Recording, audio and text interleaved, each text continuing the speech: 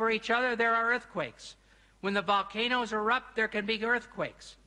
However, it is clear that the followers of Muhammad were understanding these verses to say that Allah threw the mountains down as tent pegs or anchors to keep the earth from shaking. Throwing the mountains down into the earth may be poetry, but to say that mountains keep the earth from shaking is a severe difficulty, which is out of step with modern science. Now we're going to take a little look at what the sun says about the Quran says about the sun.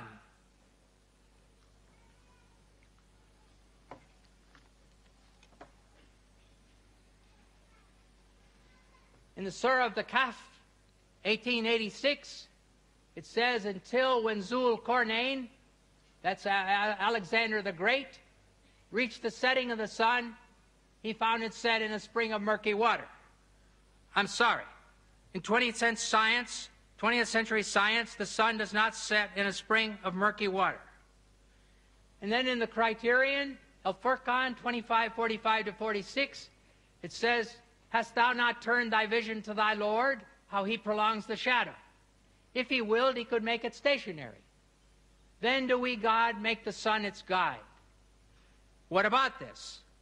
As the sun's, if you think of the sun overhead, you have no shadow or a little tiny shadow. And then as the sun goes down, your shadow gets longer on the other side. Well, the sun is stationary in relation to the earth. It's not what causes the shadow to shift. The rotating earth guides the shadows. So if you demand 20th century accuracy, the surah should say, the rotating earth causes the shadows to change. I will look at a different subject, Solomon's death. Whether this is science, I don't know. Maybe sociology. Solomon's dead. He's propped up on his staff. It says the jinns work for him as Solomon desired. Then when we decreed death upon Solomon, nothing showed them his death except a little creeping creature of the earth, which gnawed away his staff. And when he fell, the jinns saw clearly how, if they had known the unseen, they would not have continued in the humiliating penalty of work. So here's Solomon. He's dead. He's propped up on his staff, like a Waqf in Morocco, overseeing only a road gang. And no cook comes to ask him for what he wants for dinner. And no general comes for orders. And none of his nobles come to say, let's go hunting. No one notices. I'm sorry. I do not believe this story. And it won't fit 20th century sociology or 7th century sociology, where the king would never be left alone like that. Now finally, let us look at milk.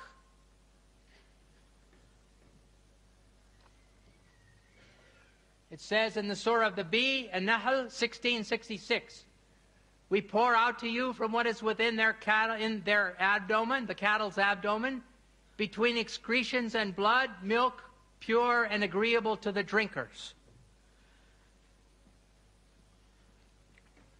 The abdomen where the intestines are, in 20th century medical science, the abdomen where intestines are is where the intestines are.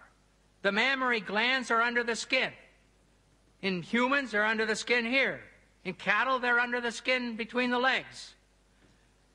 No connection. There's no connection between the breasts and the intestines and their feces in any way. Feces, though in the body, it really is outside of the animal. Animal's finished with it. It's not connected to milk or to anything else. And finally, going to look at communities.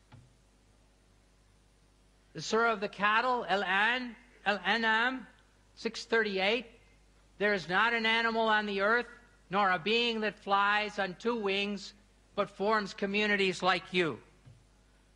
Speaks about no animal on earth, not a being that flies. And then it says that every one of them is communities like you, and I assume that the Quran is speaking about we humans.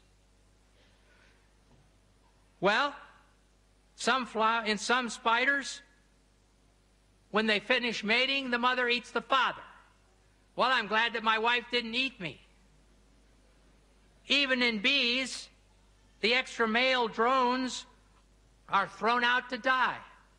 Well, I'm glad also that after we had 4 children, that my wife didn't push me out of the house, too. Finally, the lions. When a lion gets old, a male lion gets old, a young lion comes along and drives him away from his own wives. And the young lion takes over the wives. But what he does with the cubs of the old lion, he kills them all. So I do not think that this sentence is true. All of the communities and all of the animals do not live in communities like us. In conclusion, it is clear that the Quran has many scientific errors. As a generality, the Quran mirrors and reflects the science of its time, the science of the 7th century A.D. We came here to seek truth.